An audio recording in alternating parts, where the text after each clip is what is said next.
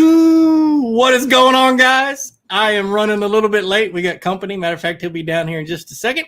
But this is Gene Jensen, and welcome to another Friday Night Live.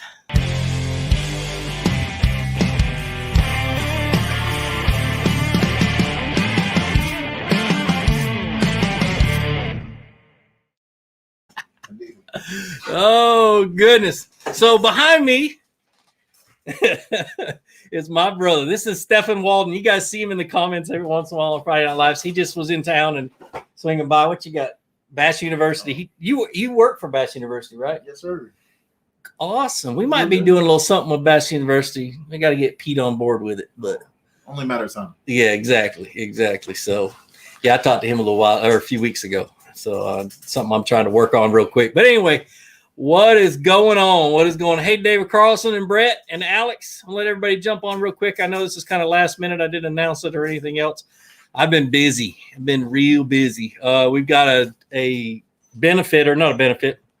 fundraiser tournament on my home lake tomorrow. We're raising money for our new high school bass fishing team.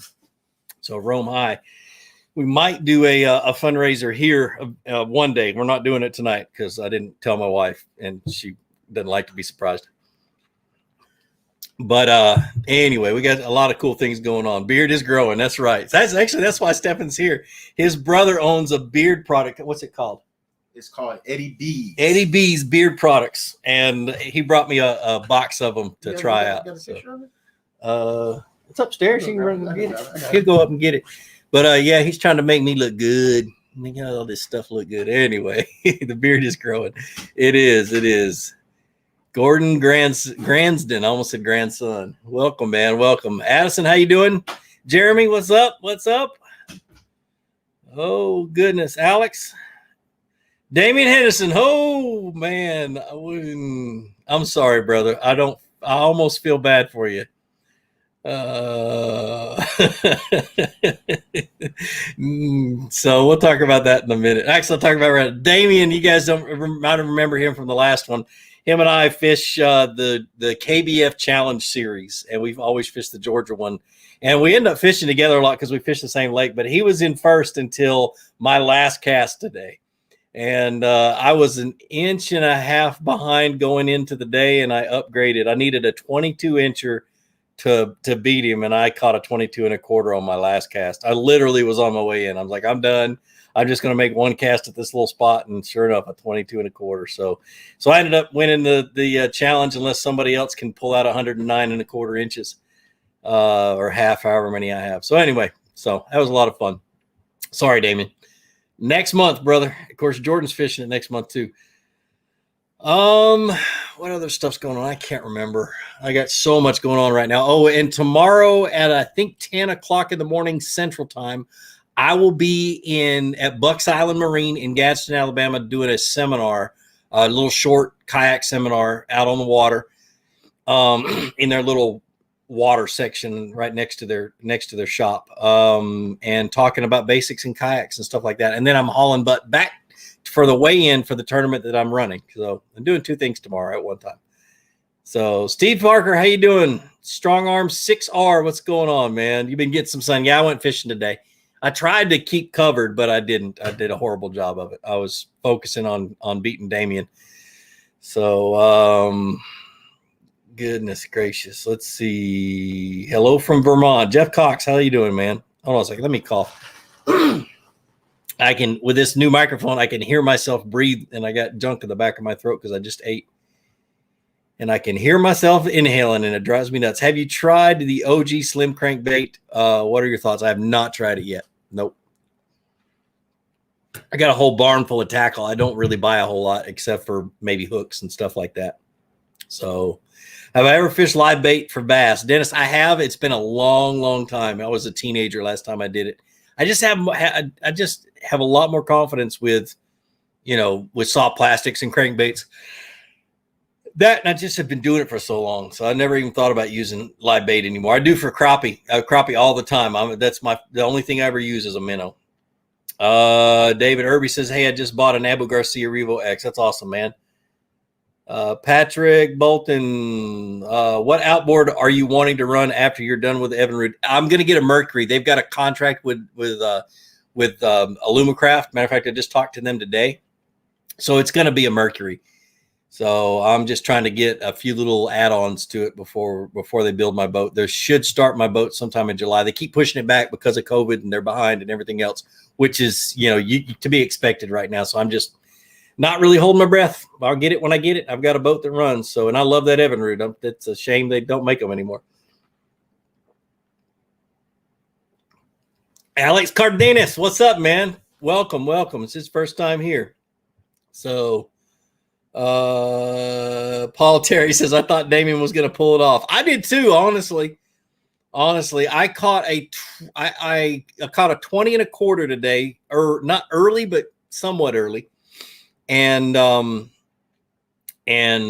I just stopped getting bites. I'd catch small ones. I was flipping into brush piles and stuff, and I'd catch a small one here and there. And then I went 4.5, 5 hours without a bite. I mean, without even a sniff. And then I hooked one that pulled off, and it felt like a good one. It never came out of the water for me to see it.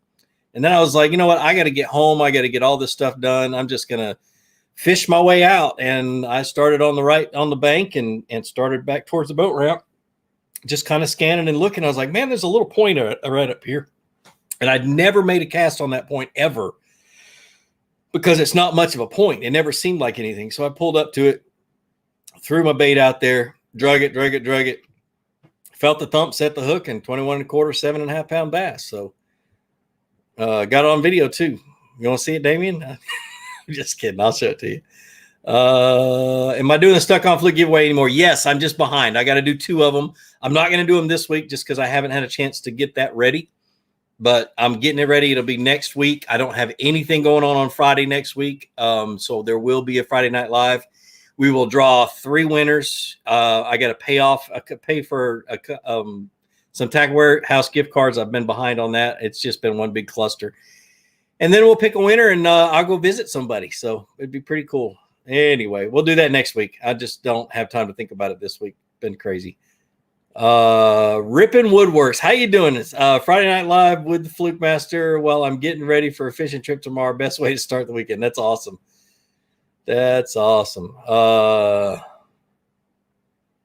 Let's see. Yak Fish Utah. I read that. That's funny. But anyway, do I fish swim jigs often? I do. It's one of those things where I didn't have any confidence in it a couple of years ago, and I just decided that I was always going to throw it every single day, and started to catch a little bit more fish, especially on Gunnersville.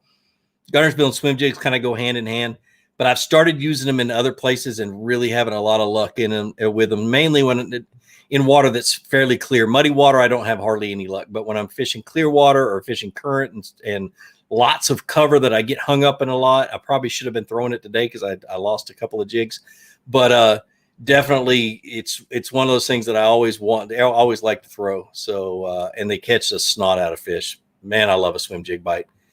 So, here's a good one. Joe Fromm, he says, how do you break down fishing unfamiliar water with no electronics? I look at the bank. I want to know what degree of grade is coming off of the bank. Okay, so let me kind of work this through.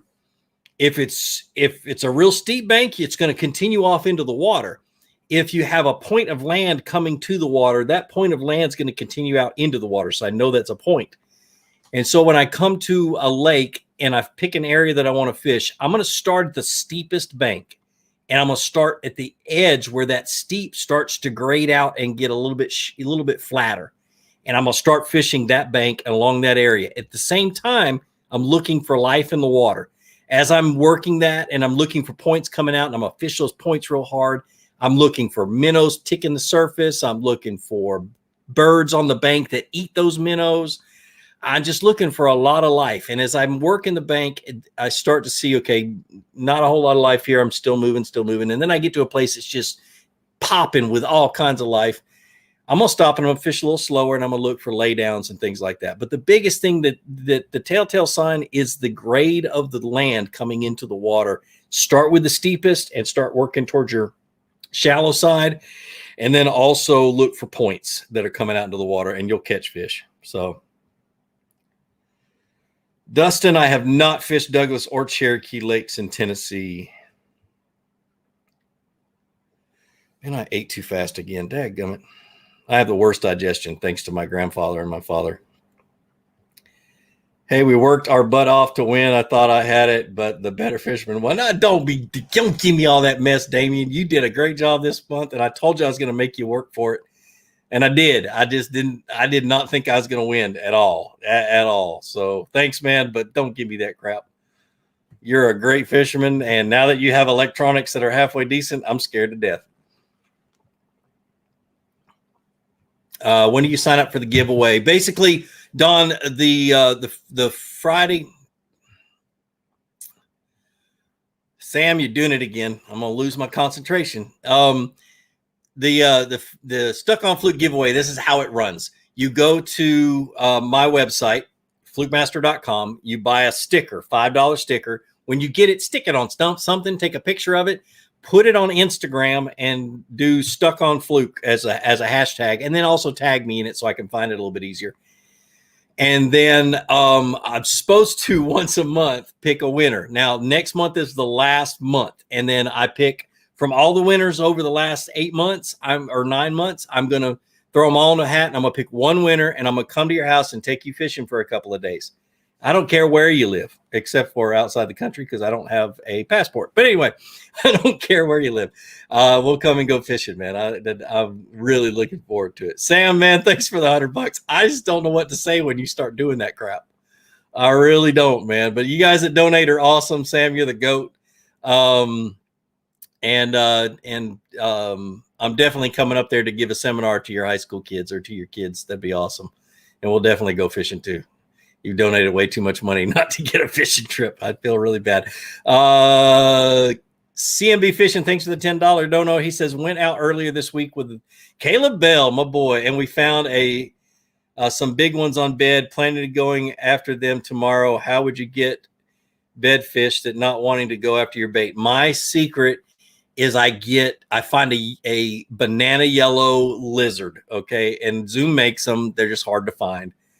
Or any big lizard, a magnum lizard, and I drag it through their bed and I beat them in the head with it and drag it through their bed, just over and over again. And eventually it's going to piss them off. And if I get them to start striking at that lizard, I immediately throw in a small little creature bait right behind them and they bite. And so, use a big bait, big intrusive bait to get them fired up, and then a small bait to get them to bite it. So, but I haven't bed fished in a long time. There you are. You must have been talking to my wife. I was talking to your son. Oh, to Jordan. For you guys to just join us, Stephen Walden. He a lot of time he's commenting in the comments, but he came by my house to pay me a visit, and this is what he brought me. I'm a shameless plug for his brother's company, Eddie B's moisturizer and a whole bunch of other stuff for my beard. This product's for him. For me, not for my wife. For him. So yeah, that's what he brought me. I think that's pretty cool. And it just happened to be Friday that you did it on, so we got to be able to put a shameless plug in there. So Eddie B's on Shopify. Yep, for sure. College tuition. I'm gonna need it, brother. Oh man, thanks, Sam, brother. $200, knucklehead. Oh, wow. Yeah, don't. I lose my concentration. That's what he tries to do. He donates on Friday Night Live, and he tries to get me to lose my concentration. It's every time. What did I say about a fundraiser tournament? So this is going to be the first one. It is basically just a fundraiser tournament for my high school football fishing team. High school fishing team. I knew I was going to do that.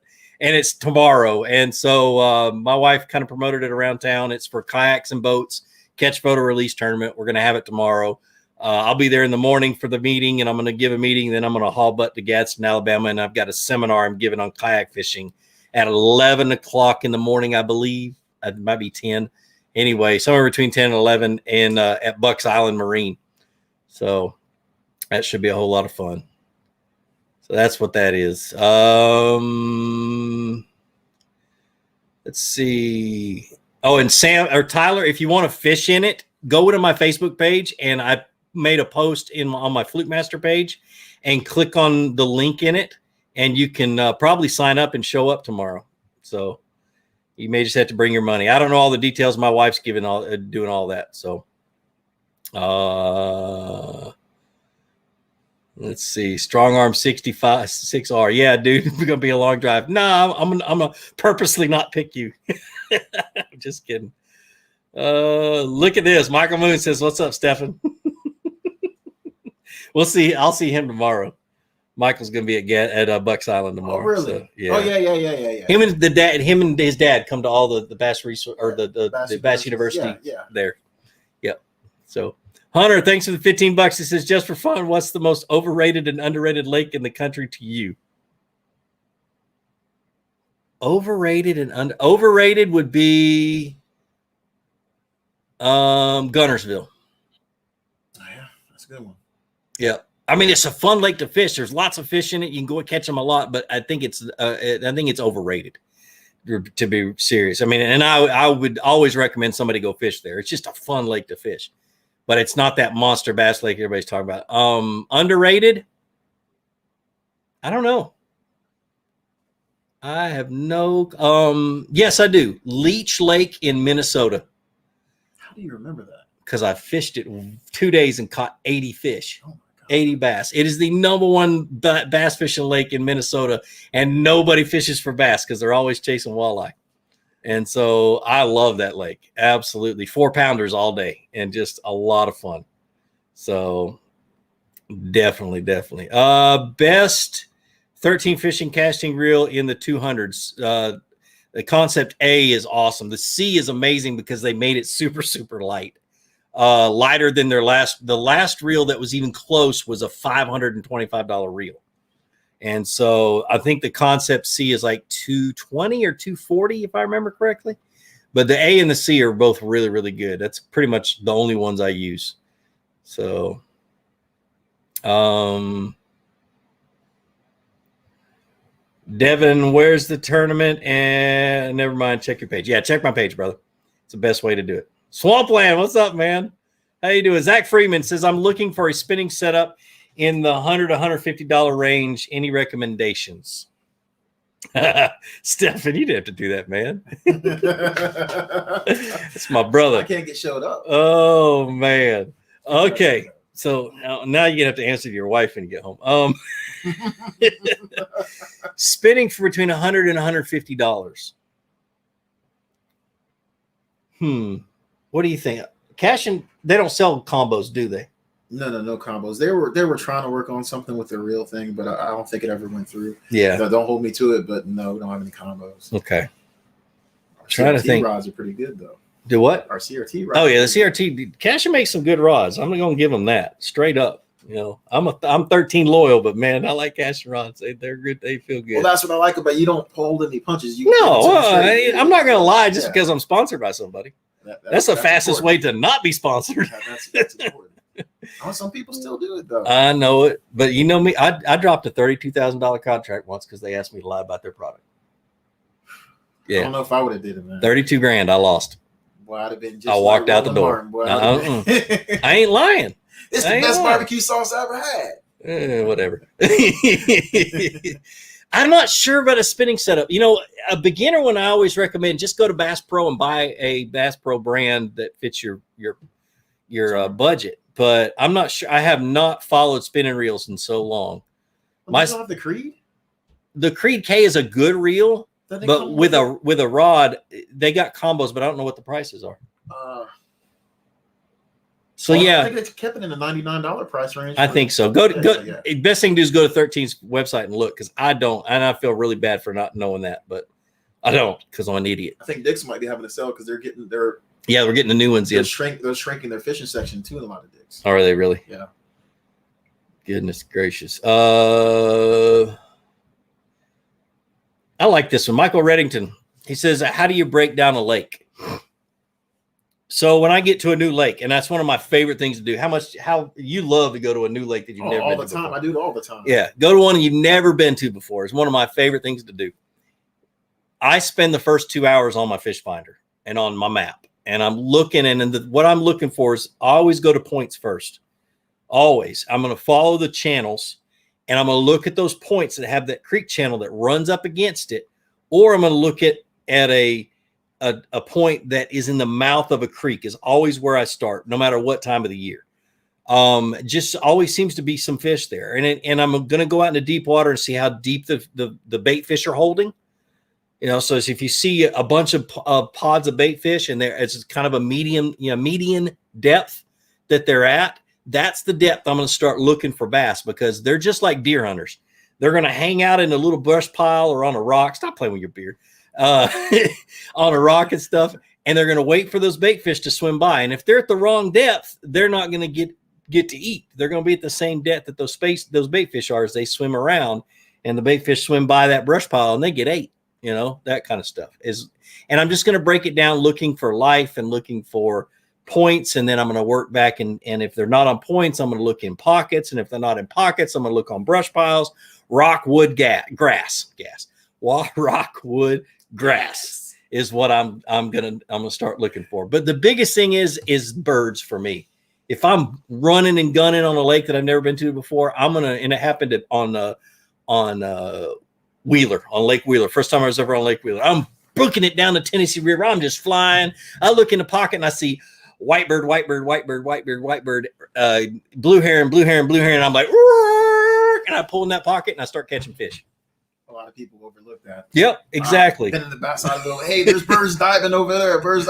And my brother will turn around, go over there, and we end up catching a couple. Yeah, they got to eat fish to live. So that's one of those things where I'm going to pay attention to them. So, what do you think about G-Man shattering that 13 rod? I haven't seen the video yet. I've seen the video. What did it? So what he explained extensively when you watch, he's got a subsequent video leading off to or talking about that, and he says what 13 does is they send him out demos 2 years in advance. So the rod that he shattered was rods that he had to demo to put through its ringer to let you know it's going to be a good rod or a bad rod. He says by the time G-Man's through the rod and it can survive the slackline setting, by the time it gets to you, all that stuff will be worked out. So my understanding is he was saying that it was a demo rod that he was working with, and that's why. I can guarantee it, man, because I don't know how many demo rods. I mean, I have that, like I was talking about last time, I've got a jerkbait rod that you guys will never see, because it was supposed to be a square bill rod and it was too flimsy for a square bill rod, but it's the best jerkbait rod I've ever had. And it has no labels, no markings on it. It's just the blank, the guides, the real seat they sent, and it's got used to have a piece of tape on it to let me know what it was. I got so many rods that have like the action and power that was a piece of paper wrapped with cellophane that I took that piece of paper and then taped it with clear tape to keep it on there. And I fished those, and I've broken a bunch of those. And that's what they want us to do. I think that's really important to touch on. Like, even working with Cash, and we got to do a whole bunch of demo rods before our new rods, the Icons, actually went to market. And it's usually 1.5 to 2 years in advance before those rods even come to market. And so sometimes if you see a guy in a video and you see the rod breaks or something like that, you got to keep that in mind, that those might not even be the rods that you're buying on the shelves. Those are rods that are usually pushed out that they're testing for. Yeah. And that's what you got. Yeah, and like me, there are certain ones that I really, really like, and so I'm going to use them a lot. And eventually, they want us to use them a lot, so to see how long they last and how do they break? What did we do to break them? Well, that's what they want you to do is exactly put them through the ringer. So I remember one time I watched Timmy Horton break a jig rod or a punch rod. And what had happened was he was on a boat ride, and that 2 ounce or 1.5 ounce tungsten weight banging up against the side of that rod as it was riding down on the boat ride cracked the rod, and he didn't realize it until he set the hook and snapped it. That happens a lot. Tungsten beats the crap out of your rods. But anyway, so that's kind of what we do. My worst situation was when I was in Florida.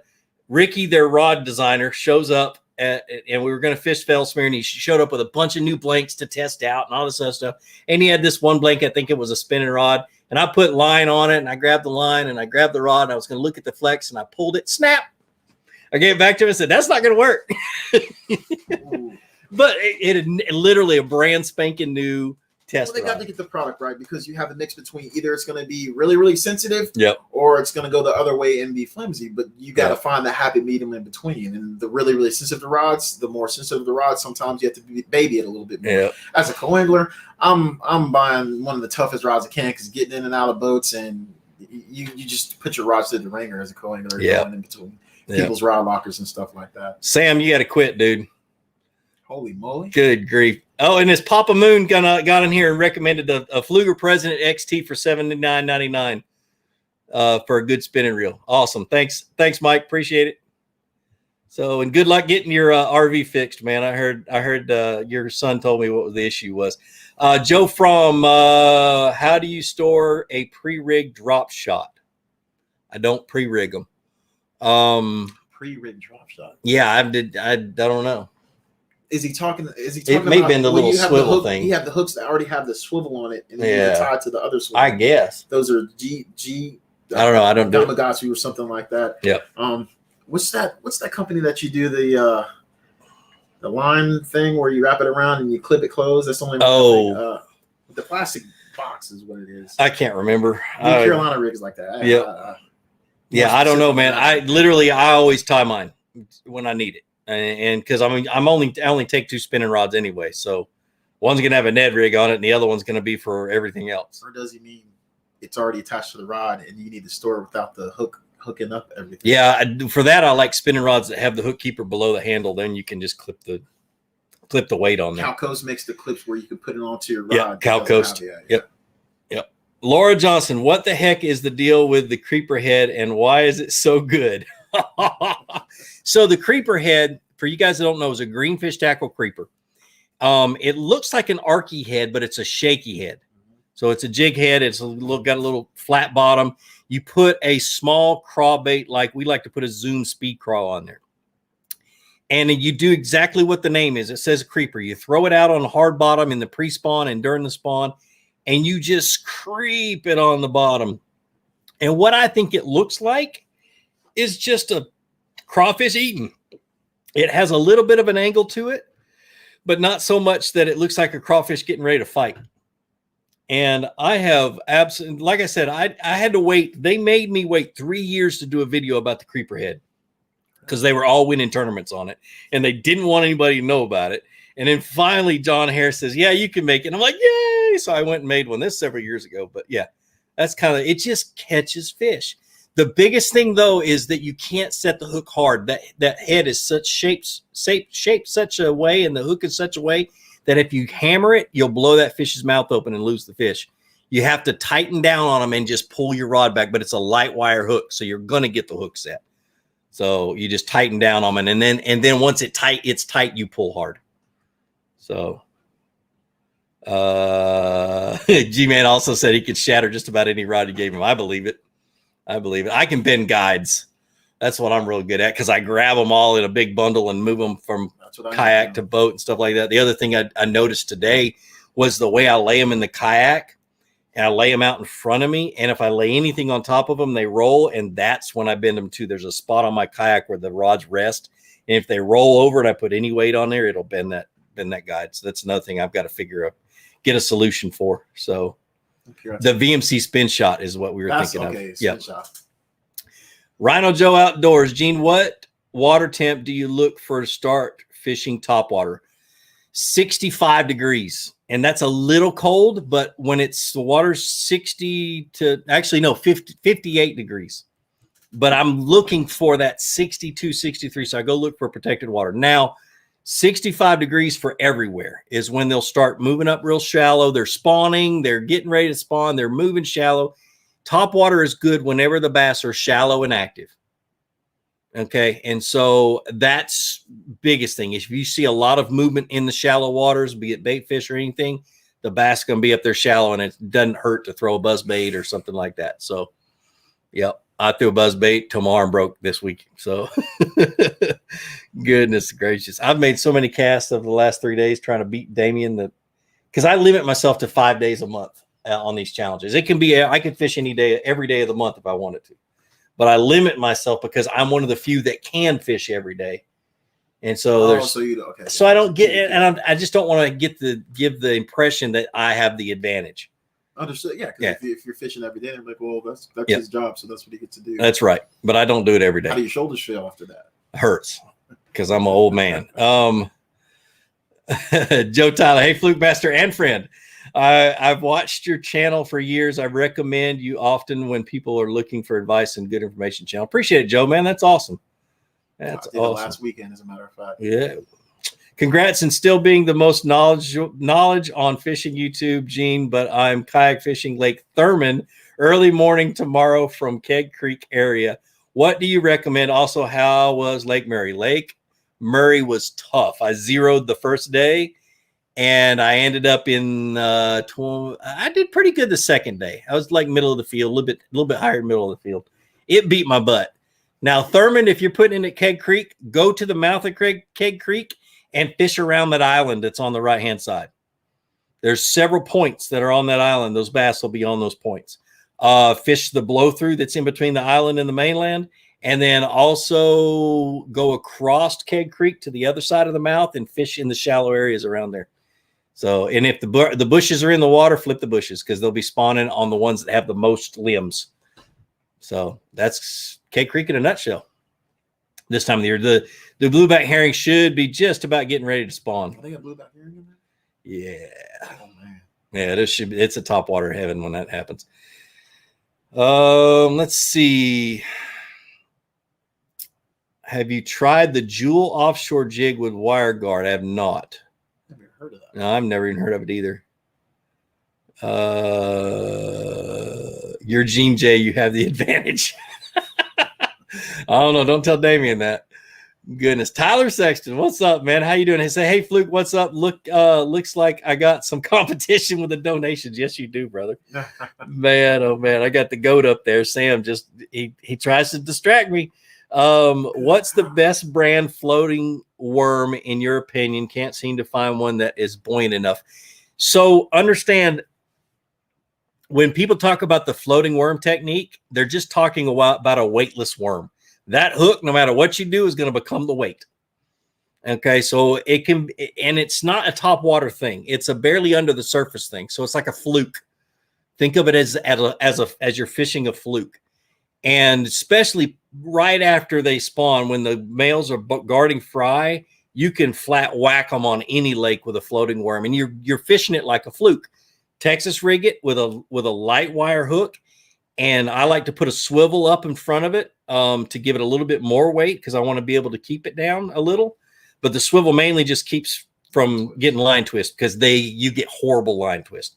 Throw it up in the shallows and jerk it around. Bright colors, yellow, white, methylate, bubble gum, all good colors. Just jerk it around, and the males come unglued. I had one tournament.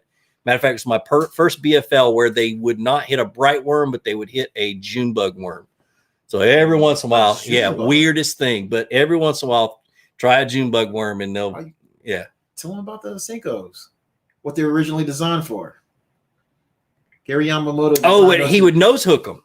He designed those to be the replacement for the fluke. For the fluke, yep, it was the original Senko. And we were already wacky rigging way before the Senko came out. We were taking our worm hooks and putting them in the middle of a floating worm, a trick worm, and jerking it like that and making it come out of the cover. That's another way to do it. I did that with Sluggo. That was before the Sluggo. It was before the Sluggo.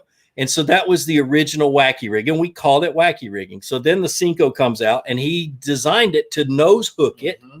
So it had all this action, and he hooked it with it was like an octopus hook, but it was a larger one. It might have been a Shaughnessy hook, but anyway, a larger hook, and he would just nose hook it and jerk it out of the cover, and it does this number. So yeah, I had totally forgotten about that. I do it all the time. Yeah, don't tell nobody. Yeah, that's what I'm floating around. BSB 175 says, I have heard you say you do not like fishing Lake Belton in Texas. What issues do you have with this lake? Curious to see if we have the same issues. So the reason I don't like Lake Belton is I got the opportunity years ago to fish. Matter of fact, I got an alert on Facebook about it. I think it was like 10 years ago. I fished Lake Belton for a Wounded Warrior tournament. So It was me, and it was 100 boats. And just before the tournament started, I started hearing people talk about belting bullets. And I'm like, what is belting bullets? And I was like, yeah, it's all the little fish you catch that are just under the slot limit or the size limit. Caught 40 of them that day. 40 belting bullets. And I caught one keeper. Wow. And 40 belting bullets. They were all 1/16 to 1/8 inch under the legal size limit. That's what I don't like about How does that that. happen? None of people are harvesting fish? I don't know. Got no clue. Pelton bullets. Yep. So, goodness. Nathan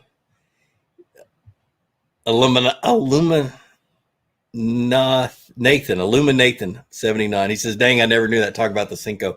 See, this is why I want to have guests, because we get to talking about stuff. And I'm not saying much. Whatever. Can you imagine if we got Justin, me and Justin in here? I need to invite Justin, because we can do it online. He can just call. He can just click a link and come on. I might have to do that. I joked the other night. I said that man can tell you what you threw in the tournament 2 years ago. Yep. To get your bag. And he literally, I think he had asked me a question. He was like, "Hey, what did you catch 5 years ago? You caught like a 4-pounder during a pre-spawn. What did you it's nuts. I couldn't remember." And he was like, "I thought you were." I think I said something to the effect of I was on a crankbait. He was like, "Yeah, but you were throwing a chrome with orange belly shad wrap." We're talking about Justin Kimmel. I'll have him on here one day. And I'm like, I never. That was one thing. He can process information, and he has a photographic memory / whatever you tell him memory. And then he works for Bass University, so he never forgets what everybody tells him. Yeah, it's crazy. Have you ever tried the 13 Fishing extra fast rods? How different are they from the fast? Anything extra fast does it better or worse?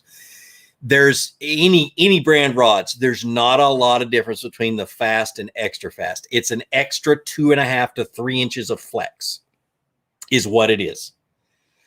And so if I'm going to throw a shaky head, a 1/4 ounce shaky head, a light jig, or throw top water on a medium rod, I want it to be an extra fast rod, because it's already got the flex of a medium, but it's an extra fast tip. And so it acts a lot like a medium moderate with medium heavy moderate with a little bit of backbone is what it acts like. But there's not, if you're comparing extra fast to fast, literally there's not a lot of difference until you have a lot of seat time with a rod in your hand. With those two rods, you won't be able to tell the difference, to be honest with you. Okay. And so I can now, just barely. Let's put it that way. So it's over 20 years of fishing, though. Yeah, exactly. Chapo or Whopper Plopper? I only throw a Whopper Plopper because I got 1 million of them, and I think I've caught 2 fish on them. Chapo has its tail doesn't flex. Oh, it doesn't? See, I don't know. It's hard. Yeah. Let's see. 4/0 or 5/0 for flipping casting, a Texas rig, craw creature, and flipping hook or EWG. I throw 4/0 almost all the time on most soft plastics until I get into fat ones. And then I'm going to go to 5/0 or go to an EWG. So what I throw, my flipping hook is a Gamakatsu G Finesse flipping hook. It's got it's stiffer wire, so they can get away with a lighter wire. They don't have a big heavy wire. So I do a lot of kayak fishing and stuff like that. So you don't get as strong a hook set as you would out of a boat. So I like that light wire hook, but it's still strong enough to be my flipping hook. So that's what I use most of the time. If I'm going to a fat, like a tube, if I'm flipping a tube, or if I'm flipping this week I've been flipping a monster rage bug, of the largest rage bug. I had to go to a EWG because my 4/0 flipping hook was not wide enough, and neither was a 5/0. That kind of stuff. I actually talked about it in a video that's launching this week. So, but yeah, that's the biggest thing is you got to have enough room for that plastic to get out of the way so you can get a hook set. That's what determines. But I almost always fish a straight shank worm hook unless I've got a big fat soft plastic. So, and that's recent. I used to never fish a straight shank, but now they've got those little keepers on them that keep your bait from sliding down them, and I use a lot more of them now. So, what can you say about the biffle bugs? I just heard about them today. You just heard about the biffle bugs? Like, I thought you were gonna say they were discontinued or something. No. Wow. Yeah, I love biff. I mean, biffle bugs are another good creature bait. Really, you know. Well, I like the little cavity where you can. I think John Cox used to squirt the little juice in there. Squirt his juice in there. That John Cox is a trip. What's the name of it? It's called Cox juice. Don't get me started. When he first told me and Chad Hoover that he was coming out with this fish attractant and he was calling it, y'all stop laughing, calling it Cox juice. How long did it take you to stop laughing? It took 2 hours of. Now, Chad Hoover is the best at coming up with names of things. You can imagine where that conversation went. I was laughing so hard for about an hour and a half that I couldn't breathe and my jaw hurt. Well, you got that name and you got two military guys standing there. No, but Chad used to design T-shirts for Spencer's Great Outdoors. Oh. Or Spencer's Gifts. Well, I was going to say it was Spencer's Gifts. Yeah. So you can imagine. Anyway, we're not going that far. This is a family show. Cody Bell, tell us some shenanigans about the Guggen squad and why you want to. I don't want to fight the Guggens. I just don't want anybody think that. I just don't want anything to do, because back in the day they made up some stuff and they made up a video about me saying that we had beef, and so yeah, it didn't go well. I lost a whole bunch of subscribers over some bull crap. I mean, no beef. Yeah, we're grown men. We're not gonna. Well, that's just it. They're grown men now. Back then, they were still trying to. We're grown men. Yeah, that's why I never talked about it. Really? Yeah, I took the high road on that one. David Carlson, in the spring or summer, what should I throw on a sunny day with some wind? Sunny day with some wind, spring and summer. Depends on how much wind. But anytime there's some chop on the water, I'm going to try a moving bait first, something like a spinner bait or crankbait. Yeah, that kind of stuff. Until I've thrown it a few times, I'm like, this ain't working. Now, is he talking about Sunny Bluebird? Well, it depends on the lake, too. I mean, all those. There's a lot of factors. I'll give you, for instance, the last 2 days, it's been blowing 11 miles an hour plus on the lake I've been fishing. Spinnerbait. You would think that, right? And it's been, cloudy, mostly cloudy, sun will pop out, classic spinnerbait water. Classic chatterbait, classic crankbait. I threw all that crap. Guess what I caught them all on? A jig. Dragging it. Let the fish tell you.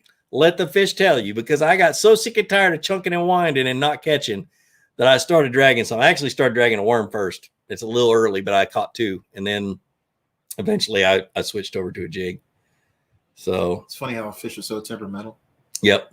Today was crazy. I'd hit spot lock on my or the pinpoint on my motor guide, and the wind would be blowing out of the west, and then it would blow out of the east, and then it would blow out of the north. And I'm like, what the crap? It was hard to stay on my spot, but I ended up doing pretty good. Eli Rodia, hey Gene, I'm a kayak angler and ready to upgrade my boat. I'm looking for a 10-foot boat that is stable enough to stand in. So I'm curious on your thoughts on the boat. The 107 is dude, it's the same cockpit as the 127. It's just shorter on the front and the back by a foot. So you get 10'7". I stand up in it. I can fish in it. I can pee off the side. I can, it's just it's just a really stable boat. Well, help me up. It'll hold you up. No, I know. I've had it. Yeah. It'll rock a little bit more than the 127 because that's built into it. So you can turn it a little bit easier. I actually like paddling it better than I like paddling the 127. Of course, I got a motor now and I don't paddle at all. Let's see. Let's see. I got to ask what lure you used to use more than 10 years ago that you pull out recently used. I asked because I just pulled out some old Lucky Craft Pointer 100s that still work like a charm. I still use my Pointer 100s. Try selling those. Yeah, I got some discontinued Pointer 78s that are discontinued colors, and I guard them with my life because they're blueback herring color. I thought he was going to say a bad lure like a hula popper or something. Nah. Those don't. The fluke? Just kidding. Let me think. A lure that I've pulled out recently. I'm going to go back about a year, I think. What have I pulled out that I was like, man, I haven't fished one of these in forever. Yeah,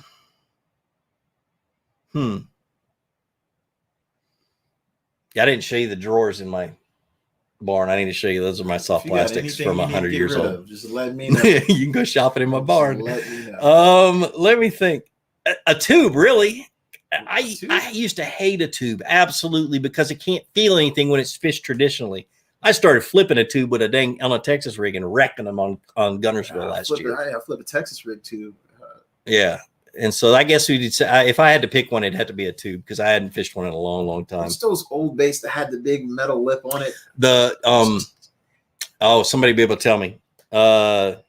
Fish one of those and call one. Top water. Yeah, it's somebody will tell me. Jitterbug. Yep.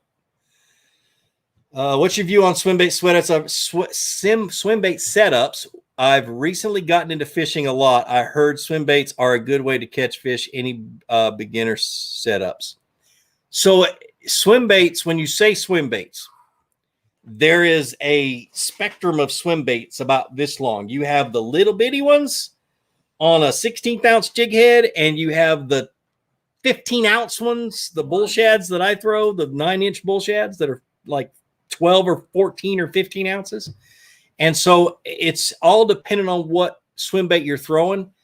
The one I throw the most is just a paddle tail swim bait on a 1/2 ounce head, and I throw it on a medium heavy moderate action rod is what I throw it on. And so you kind of have to match their size and weight somewhat close to the rod. Okay.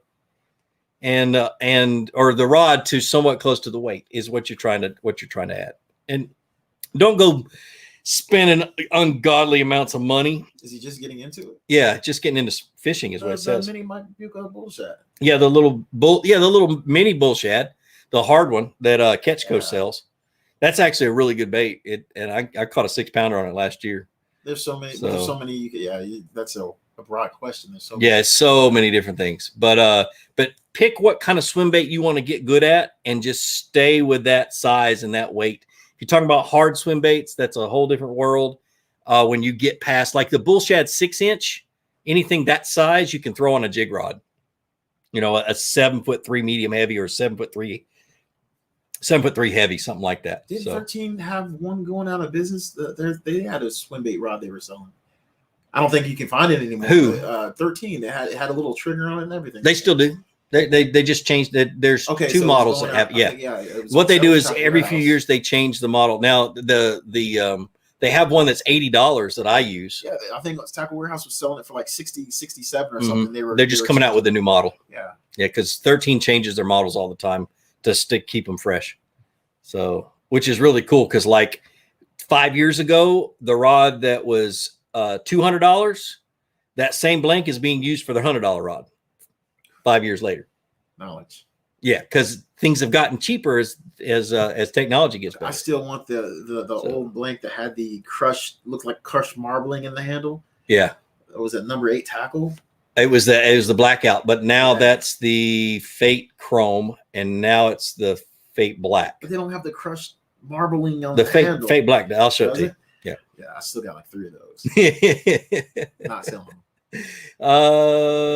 You ever use spotted cream worms? I haven't, but I've laughed at them at the tackle store quite a bit. Those used to be big back in the day. They did, man. The pre-rigged ones with the hooks in them. Yeah. Oh, the guys troll with them though, don't they?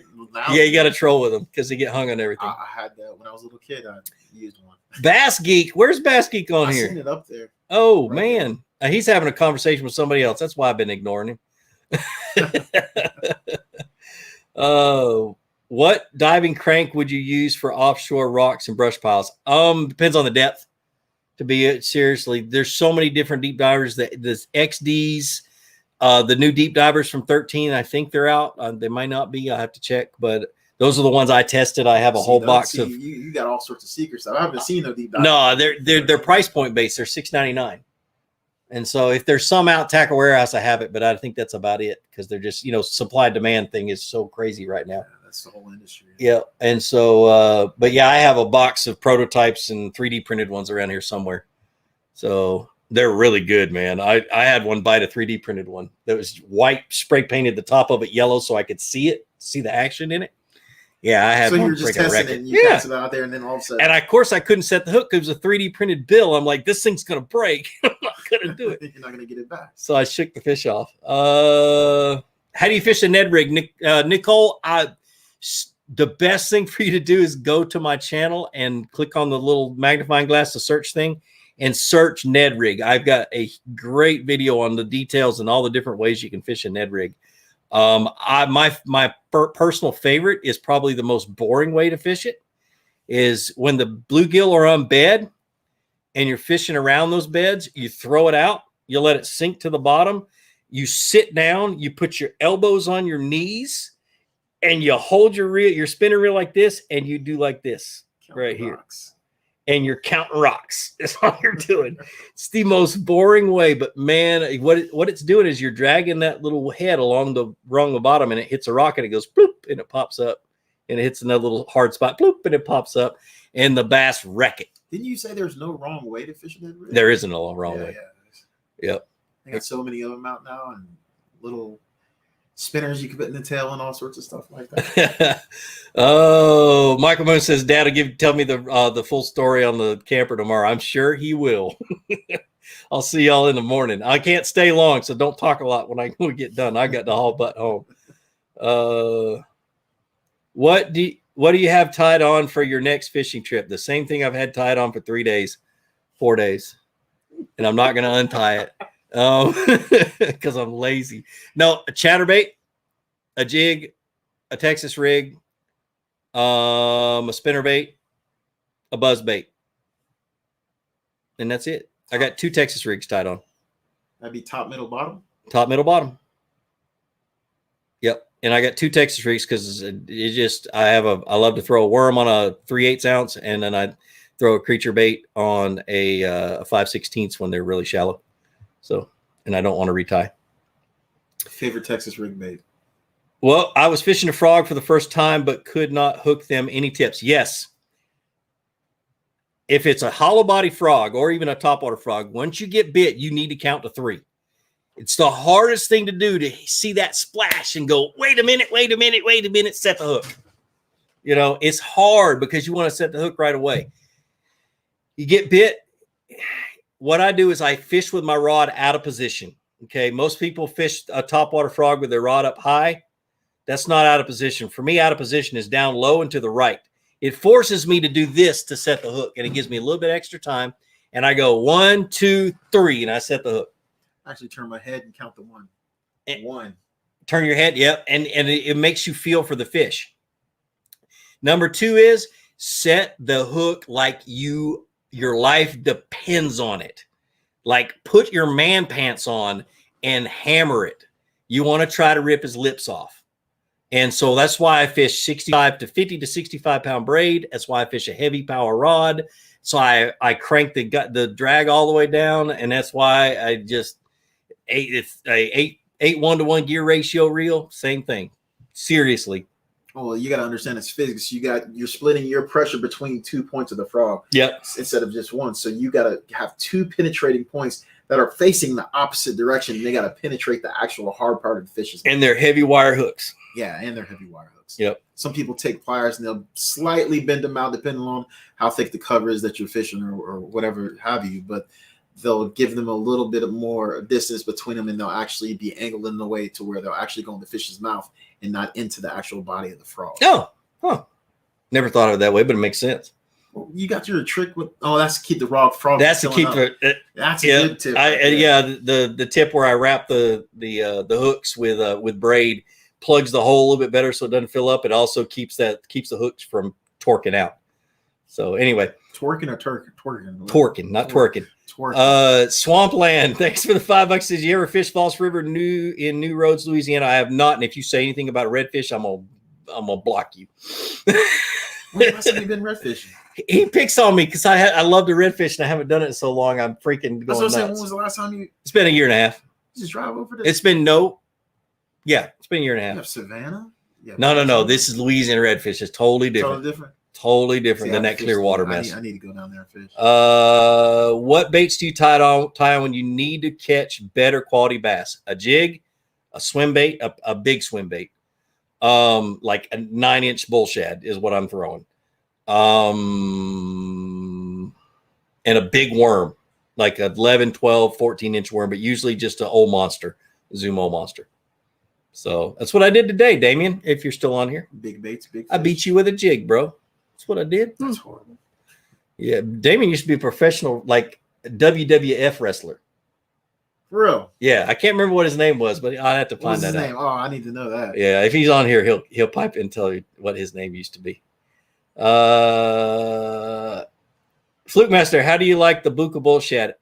I am 100% biased. 100%. So do not take this. I have known Mike Buka since 2001. Him and I have been really good friends since 2001. He didn't start making swim baits until like 2009, 2010. And in that period of time, he was learning how to make swim baits. And one of the things that I would do that he would do, he'd buy these hard body swim baits from California for $400, $500, $600. And he'd put them in a box and he'd mail them to me and I'd x-ray them and I'd send him the baits back and the x-rays so he didn't have to cut those $600 swim baits up to figure out how they were weighted. Really? Yep. How do you get away with that in the store? I got permission. Okay. And I paid for it.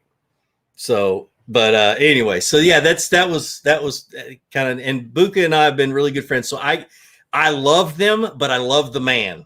Okay. He is such a great man. He has made mistakes over the years and there's some things that he has screwed up and I've yelled at him for it. But other than that, since then we've been just fine. So well, I can tell you it's a great bait. it is a great bait. It catches fish. So Rhino Joe, thanks for the $5. He says, been watching your channel since I got back into fishing when I came back from Afghanistan 2010. Been kayak fishing ever since. That's awesome. That's awesome. Were you in Afghanistan? Yes, sir. You went, okay. I can't remember where you went to Iraq or Afghanistan. Afghanistan. I stayed in Iraq for a little bit, but it was via we were flying through. Is that where you got hurt? No, I got hurt in Afghanistan. In Afghanistan. Okay. Afghanistan. Yeah. Christopher Esh. I'm not going to pronounce your last name. I'm going to blow it up. Thanks for the $5. It says, new to Atlanta. What was living in Vegas? What are some good places to fish around Atlanta? This is the best thing to do. Go to the Wildlife Resources Division website. Look for the fishing section and look for where to fish. And they have a search engine where you can search by county and search in your county and the counties surrounding it for public fishing places. Georgia's public fishing areas are top notch. Their big lakes are either run by the Corps of Engineers or by Georgia Power, and almost all of them suck, except for Sinclair is finally good. Sinclair's good. Yep. You have you have the big spot Lake Lanier. I don't like Lake Lanier. How? Too many stupid boats. That's Ask Damien. Somebody tried to kill him last year. If you're kayak fishing, it's very dangerous to be on Lake. It's dangerous to be on Lake Lanier, period. Yeah. But the spotted bass are. But yeah, it's the public fishing areas are great and there's a lot of stuff around you. You'd be amazed. He's in Atlanta though. You're centrally located. You can literally fish all throughout the state of Georgia, or you can go to Alabama, or you can go to Tennessee. Yeah, there's a bunch of good places. It's as you talk about. Tyler, Fluke was an X-ray tech in the Army. Fluke has his way of getting things. Was an X-ray tech in the Army. So he was an 88 Mike. 88 Mike. Truck driver. And a cook. You did cook? Yeah, it was 92 Golf. Nice. I was a 91 Bravo, 91 Papa. So, and you did not want me to be a medic. Well, I was a good medic to a point, but if it got serious, I was not trained to do that. Thanks. My dad said hello. He's a cop from Columbia. Casey, I will never forget your FaceTiming me for my FaceTiming for your birthday. Oh, I remember that. Awesome. That's one thing I can say about this guy. Like one of the original ways that I met him is I literally sent him a message like you guys are doing right now. I sent him a personal message through YouTube and put my phone number on there. I think I was a tournament I had to fish. And he calls me back. I was like, hey, this is Gene Jensen. I didn't know who it was at first. And then by the time I registered, my face lit up. I was like a little kid. And you're absolutely right. He's the most down-to-earth guy I know that you can call and reach out to, and he'll actually call you and reach back out to you. So you guys, I'm going to stop answering questions for a minute. You know where a lot of that comes from, the motivation to continue to be that way? I'm going to be serious. Mike Iaconelli. Prime example. He doesn't know this story. Mike does not know this story. Back in the day, before YouTube, their first elite tournament that was ever held on Clarks Hill, after day one, a 20 or 30 something man walks up to the green Dick's Sporting Goods boat, Ranger, and starts talking to Mike Iaconelli. Mike invited me up into his boat to sit down, and we sat there. Well, after he had got done fishing all day, he was re-rigging and getting stuff ready. We sat there for 30 minutes talking. He asked me more questions than I asked him. That's Mike, but he's always. He gave my son a fishing rod after he sit there and talk to 300. He will be the first guy in there at the ramp and the last. And he loves to talk, just talking. And that was the start of understanding how you're supposed to be. You know, he was busy. He didn't have to do what he did, but he took the time to do it. Okay. And that's kind of, and he doesn't even know that story. Well, a lot of it is retail. He worked at Dick's Sporting Goods. Yeah, exactly. Yeah. You meet up guys who just can talk fishing all day and just life. And me and Gene can sit there and talk for hours, and we're supposed to be it's a whole different at language. A seminar or something like that. We're talking about fishing. The next thing you know, we're talking about Crocs, and it just talk. That's some guys are just like that. Mike is definitely one of those guys. He is. So is Gene. Just found out a couple of weeks ago that you and my dad were in basic training together. What? Who was your dad? Look at the last name. I can't remember anybody. It was 100 years ago. I can't remember. I'd have to go look at the picture and the little names at the bottom. I don't even have my basic training picture. Mine's at my mom and daddy's house somewhere. So that's probably where mine is. That's why I don't have it. My mom refuses to give it to me. You need to go. Don't even give it to my wife. Oh, goodness. Fluke Master, how do you transition to a new bait if your favorite one is discontinued? Mine is the 6-inch Cyclone hard-nosed tube. I have 80 left. We'll start mending them at 20 years old. Oh, man. You have to just scratch it. You just have to chalk it up and just say, man, it just sucks. Because for me, I'm a little different because I'm not afraid to open my mouth to these companies, and I have the opportunity to talk to them at ICAST and stuff like that. So the first one that pops into mind is the Finesse Carolina rig weight from True Tungsten. Now, True Tungsten was a great company. They just spent more money than they made, and they went out of business. And so they had this weight called the Finesse Carolina rig, and it was the Peter T. Finesse Carolina rig weight. It never sold good because they did such a horrible job of marketing it. Peter T. didn't even know it was named after him. Okay, that's how bad it was.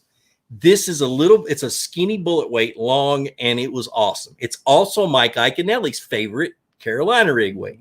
He has them hanging in his garage, and I almost stole every one of them when I saw him because him and I were in the same boat. So this is what I went to a couple of companies. I'm not going to name her name. And I told them flat out, I said, if you can make this bait, and one of the companies owns that mold, if you will make this sinker, I will promote it till the day I die for free. And that's kind of what I did. And I did, and never happened. Well, I talked to Iaconelli, and Mike's like, I got this. So what just came out from VMC? Oh, is it a Mojo rig weight? Is that what they call it? Mm-hmm. Yeah. It's now got a 1/2 ounce and a 3/4 ounce long, skinny weight. He developed a lot of stuff over there. They got the nail weight with the little strings hanging out the bottom of it. Oh, man. Yeah, he has a lot of input in that kind of stuff. That's great. That's really great. Yeah. So ever do live streams on the water? I can if my home lake has no cell signal. None.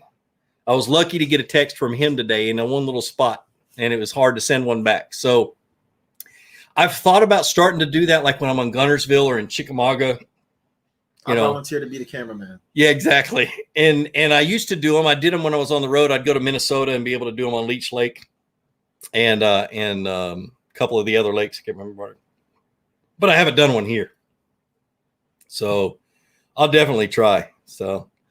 Oh my goodness, we're a little over time. Let me do a couple more questions. So what's the best section of the Etowah River for kayak fishing?